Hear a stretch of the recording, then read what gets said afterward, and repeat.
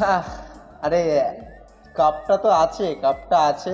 কাপটাকে দেখে এখনো আবেগপ্রবণ হওয়ার কিছু নেই, কারণ কাপটা আমাদের নয়, কাপটা ফুটবলারদের। অবশ্যই আমাদের, কারণ আপামর বাংলার ফুটবলের অদৃশ্য পতাকাটা তো মোহনবাগান হাতে নিয়ে ভারতবর্ষের সর্বোচ্চ লিগটা চ্যাম্পিয়ন হলো।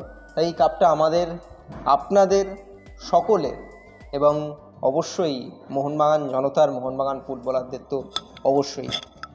একটা গোটা মরশুম, একটা দীর্ঘ মরশুম অবশেষে শেষ হলো। মোহনবাগান শিক্ষা দিয়ে গেল অনেক কিছু।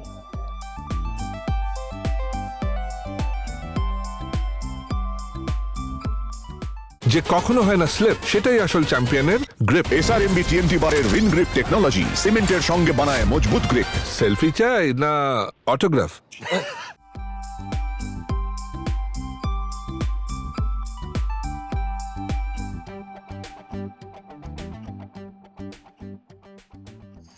যদি মান্নাদের একটা গানের লাইন আছে না, যদি হৃদয়ে লেখো নাম সে নাম রয়ে যাবে। মোহনবাগানের এই মরশুমের লড়াইটাও কিন্তু হৃদয়ে রেখে দিতে হবে। অনেক উত্থান পতন, সমালোচনা, সমস্ত কিছু ছিল। কেউ ফর্মে ছিল না, কেউ দীর্ঘ চোট ছিল, কেউ ছিটকে গেছিলেন কিছুদিনের জন্য, এই সমস্ত কিছু ছিল। সেখান থেকে ফিরে এসছে মোহনবাগান দ্বিমুকুট চ্যাম্পিয়ন। কোনো সময় গো ব্যাক স্লোগানও উঠেছিল গ্যালারি থেকে। আজ এই দিনগুলো মনে পড়ে যাচ্ছে। সেদিন গো ব্যাক স্লোগান ওঠার পর আমরাও ভেবেছিলাম এবারেও কি একই হবে, কিন্তু মোহনবাগান সেখান থেকে দাঁড়িয়ে দ্বিমুকুট চ্যাম্পিয়ন। অনেক স্মৃতি নিয়ে মোহনবাগানের এই পুরো জার্নিটা শেষ হলো। প্রণব, দেখো, তুমি বলছো যেটা শুরুতেই বললে যে আবেগপ্রবণ হতে নেই, আর সত্যি সাংবাদিকদের আবেগপ্রবণ হওয়া যায় না। এবং আবেগপ্রবণ মানেই যে সেই দলের সমর্থক বা সেই দলের প্রতিপক্ষ, এই বিষয়টা না অরিত্র। আবেগপ্রবণ এই টুর্নামেন্টটা নিয়ে, তার কারণ আবেগপ্রবণ ঠিক বলবো না, যেটা তুমি বললে সঠিক শব্দ, শিক্ষা। আমরা অনেক শিক্ষা পেলাম, অনেক শিক্ষা পেলাম। এবং কেমন শিক্ষা যদি বলি, কারণ ফুটবল মানে যারা এই ভিডিওটা দেখছেন অরিত্র, তারা প্রত্যেকেই ফুটবল নিয়ে বাঁচেন। আমরাও যারা ফুটবলটা কভার করি, আমরা ফুটবলটা নিয়ে বাঁচবো বলেই এই ফুটবলের মাঠে ঘাটে আমরা পড়ে থাকি, খেলোয়াড়দের আশেপাশে থেকে যাই, কোচদের সাথে কথা বলি, কর্মকর্তাদের সাথে কথা বলি, এবং সবসময় নিজেদের উন্নতির জন্য বা নিজেদের ভালো লাগা, ভালো থাকার জন্য আমরা কিছু শেখার চেষ্টা করি। শেখার তো শেষ নেই। এবং এই মোহনবাগান দল নিয়ে আমরা গোটা মরশুমে সত্যি বলতে একটা এক্সট্রা রকম মনে আমরা সমালোচনা করতে পারিনি। মোহনবাগান সেই জায়গাটা দেয়নি। আমরা অবশ্যই চেষ্টা করি সব দল নিয়ে এক্সট্রা টক মানে আমরা কিছু অন্য গল্প আনবো, কিছু পজিটিভ দিক তুলে ধরবো সমর্থকদের সামনে, সে জিতুক হারুক ড্র করুক। কিন্তু আজকে কেন আমরা শিক্ষার কথা বলেছি? গোটা মরশুমে তো আমরা অনেক কথা বলেছি।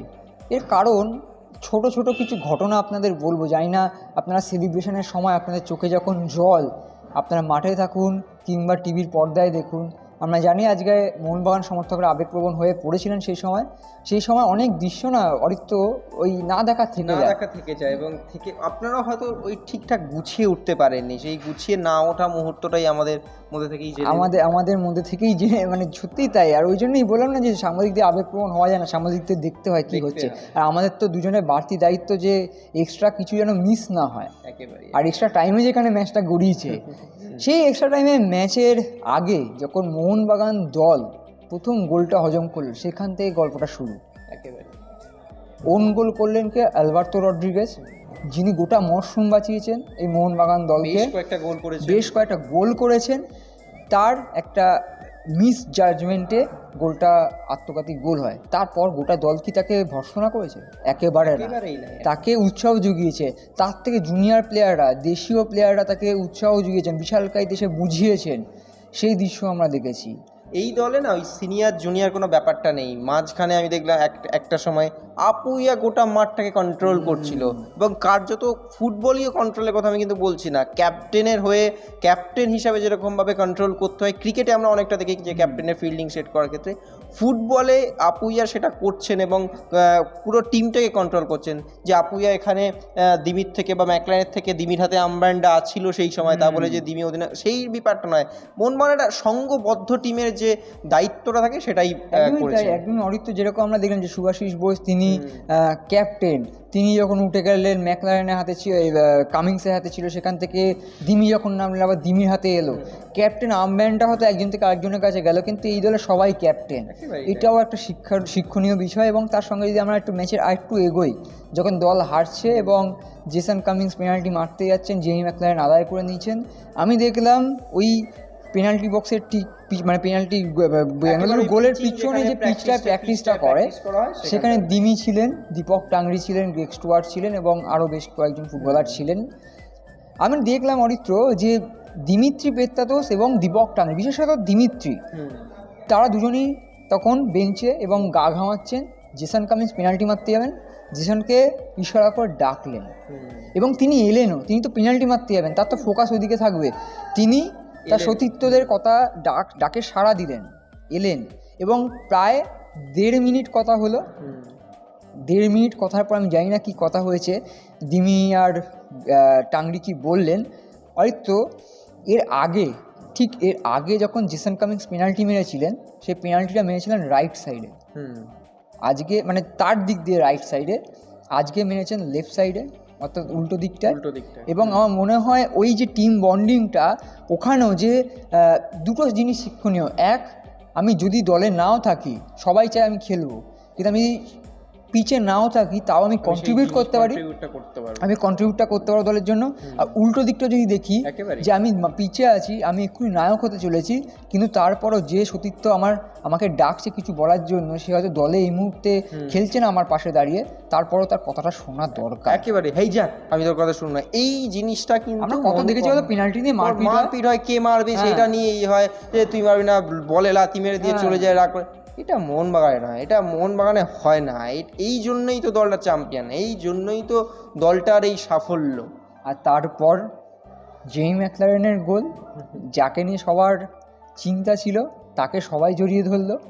এবং আগের দিনও আমরা বলেছি যে হোসে মলিনা খুব নিজেকে ব্যক্ত করে না, কিন্তু এই কদিন সত্যি অন্য মলিনাকে আমরা দেখলাম। আমরা একটু মলিনাকে নিয়ে আমরা কম কথা বলি, তিনি সব সময় লাইমলাইটের আড়ালে থেকে চলে যান। একেবারে আজকেও তার উত্তেজনা ছিল, আমি জানি না, তিনি সোশ্যাল মিডিয়া ব্যবহার করেন না, তিনি সমালোচনা থেকে দূরে থাকেন, তিনি এই সমস্ত কিছু থেকে দূরে থাকেন, কিন্তু ওই নিঃশব্দে কাজটা করে যান। আজও তিনি কাজটা করে দিলেন। আমি জানি না তার ছবি তিনি কখনো সোশ্যাল মিডিয়ায় পোস্ট করবেন কি না, তার কাপ হাতে ছবি। কি অসাধারণ মুহূর্ত! মানে কোচ তো এমনই হন না, যেখানে ট্রফি জয়ে সেলিব্রেশন হয়ে গেছে, সবাই ট্রফি নিয়ে ছবি তুলছে এক এক করে, সবার তোলা হয়ে গেছে, বিদেশি ফুটবলার, ভারতীয় ফুটবলার সবার তোলা হয়ে গেছে। কোচ মলিনা এবং তার স্ত্রী অপেক্ষা করছেন কাদের জন্য জানো? মোহনবাগানের যারা সাপোর্ট স্টাফ আছে, দাদা আগে ছবি তুললো, তাদের পরিবার আগে ছবি তুললো। মলিনা দাঁড়িয়ে থেকে ওয়েট করলেন এবং তিনি বললেন, না আপনারা করে নিন, তারপরে আমরা তুলব। মোহনবাগানের সমস্ত সাপোর্ট স্টাফ তারা ছবি তুললেন, তারপর মলিনা তার পরিবারের সঙ্গে ছবি তুললেন। আসল কোচ তো এরকমই হন, যিনি জীবনের যুদ্ধটা জিতেছেন, তার কাছে ওই 120টা মিনিট কঠিন নয়, 90টা মিনিট কঠিন নয়, 120টা মিনিটও কঠিন নয়। তিনি আবারও প্রমাণ করে দিলেন। একদমই তাই। এবং তার সঙ্গে আরও একটা শিক্ষণীয় বিষয়, যেটা গ্রেগ স্টুয়ার্ট দেখিয়ে গেলেন, আরও একজন নেপথ্যের নায়ক। এবং আজকেও ম্যাচে যখন তিনি নামলেন, খেলাটা অনেকটাই ঘুরিয়ে দিলেন। সেই গ্রেগ স্টুয়ার্টকে আমি দেখলাম যখন গোটা দল সেলিব্রেশন শুরু করেছেন, গ্রেগ স্টুয়ার্ট আমি দেখলাম যে সোজা হেঁটে চলে আসছে। আমি তো পরিবারের কাছে যাবেন, দেখলাম না, তিনি যাচ্ছেন বেঙ্গালুর যে ডাগ আউট সেদিকে। এবং সেই মাঝপথে তার দেখা কর্ণধার সঞ্জীব গোয়েঙ্কার সঙ্গে জড়িয়ে ধরলেন। সঞ্জীব গোয়েঙ্কা কথা বললেন, তারপর সঞ্জীব গোয়েঙ্কার কথাটা বলেনি, তারপর বাকিটা আমি বলছি। গোয়েঙ্কা তিনি আস্তে আস্তে সেই চেনা দৃশ্য, যেন নিজের পরিবার, নিজের সন্তানরা মাঠে নেমেছিলেন, তাদেরকে জড়িয়ে ধরলেন। কখনো আপুইয়াকে জড়িয়ে ধরছেন, কখনো জেমি ম্যাকলারেনকে বলছেন ইয়েস তুমি পেরেছো, জেসন কামিন্সকে বলছে ইয়েস তুমি পেরেছো, দিমিত্রিকে কথা বলছেন, ভালোবাসা দিচ্ছেন। দলের প্রত্যেকটি ফুটবলার, বিশাল কাইতকে প্রায় মানে কি বলবো, নিজের মানে সন্তান সুলভ একটা স্নেহ মায়া মমতায় ভরিয়ে দিলেন। এইটা ছিল কর্ণধারের বিষয়টা, যেটা আমরা আগের দিনেও বলেছি এবং আমরা এই দৃশ্য এখন দেখে দেখে অভ্যস্ত। গ্রেগ স্টুয়ার্ট দেখলাম সোজা চলে গেলেন বেঙ্গালুরুর ডাগআউটে। গ্রেগ স্টুয়ার্টের সঙ্গে গেলেন দিমিত্রি পেত্রাতস এবং একে একে মনবীর সিং, লিস্টার্ন, প্রত্যেকে এইটাই হচ্ছে চ্যাম্পিয়ন মোহনবাগানের ইউএসপি এবং চ্যাম্পিয়ন মোহনবাগান থেকে শিক্ষণীয় বিষয় যে আমরা চ্যাম্পিয়ন হতে পারি কিন্তু তোমরাও হারোনি। একেবারে সেটাই তখনও দেখা গেল এবং যখন প্রাইজ ডিস্ট্রিবিউশন হচ্ছে, মিডল দেওয়া হবে, তখনও সঞ্জীব গোয়েঙ্কাও তিনিও একদম আলাদিন আজারিকে বুকে জড়িয়ে ধরলেন। সুনীল ছেত্রী যখন কাপটা নিয়ে গেলেন, এই সুনীল মেডেলটা নিয়ে গেলেন, তখন তিনি বুকে জড়িয়ে ধরলেন। আসলে তিনি তো ফুটবল লাভা, তিনি ফুটবল হোক বা এই খেলাধুলার জগৎটাকে খুব ভালোবাসেন, তাই তার ওই জড়িয়ে ধরার মধ্যে ওই স্নেহটা ছিল, যেটা শুধুমাত্র বাগান ফুটবলারদের নয়, বাকিদের সঙ্গে কিন্তু একই বলা চলে। একদমই তাই। আর এই আরও হয়তো অনেক শিক্ষণীয় বিষয় ছিল, তবে ভিডিও আরও বাড়তেই থাকবে। তবে মোহনবাগান দলের এই দ্বিমুকুট জয় এবং সব কিছু সব বাধার পাহাড় পেরিয়ে আবার ভারত সেরা হব, এটা মোহনবাগানিদের গান, দুটো লাইন, আবার বাধার পাহাড় পেরিয়ে ভারত সেরা হব। শুধু ভারত সেরাই হলেন না, দুবার ভারত সেরা হলেন এই কয়েক দিনের মধ্যে, কয়েক মাসের মধ্যে। এবং সত্যি তারা ডিজার্ভ করেন, যদি জানি না, আমি সবসময় বিশ্বাস করি যে যেতে সেই ডিজার্ভ করে, একেবারে ডিজার্ভ সবাই করে, কিন্তু মোহনবাগান আজকে দেখিয়ে দিল। একেবারেই মোহনবাগান একেবারেই দেখিয়ে দিল। এবং আপনাদের সকলকেও অসংখ্য ধন্যবাদ আমাদের এক্সট্রা টাইমের তরফ থেকে, এক্সট্রা টককে এই জায়গায় ভালোবাসার জন্য আপনাদের সকলকে। আপাতত এই মরশুমের এক্সট্রা টক এ পর্যন্তই, এবং আবার যখন সুপার কাপ হবে বা সামনের মরশুমে এক্সট্রা টক আপনারা দেখতে থাকবেন। আমরাও আবেগপ্রবণ, কারণ আপনাদের সঙ্গে এই প্রিয় শোটা আপাতত এখন কিছুদিন আনবো না, এবং যখনই সুযোগ পাবো অবশ্যই নিয়ে আসবো। আপাতত আপনাদের এই ভালোবাসার জন্য অসংখ্য ধন্যবাদ। এভাবেই আমাদের পাশে থাকবেন, এক্সট্রা টাইমের পাশে থাকবেন। আমি অরিত্র, রৌনক, সব্যসাচী যখন যেখানে থেকেছি আপনাদের সঙ্গে এই ফুটবলের পরে কিছু না দেখা দৃশ্য নিয়ে এই শোটা আমরা করতাম।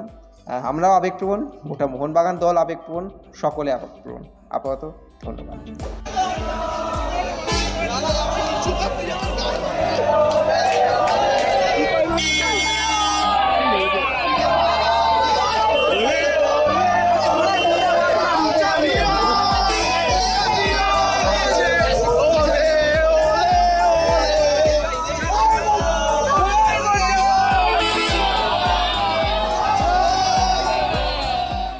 extra time.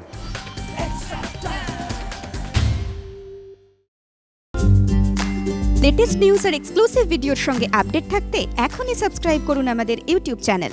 বেল আইকনে ক্লিক করতে ভুলবেন না যেন।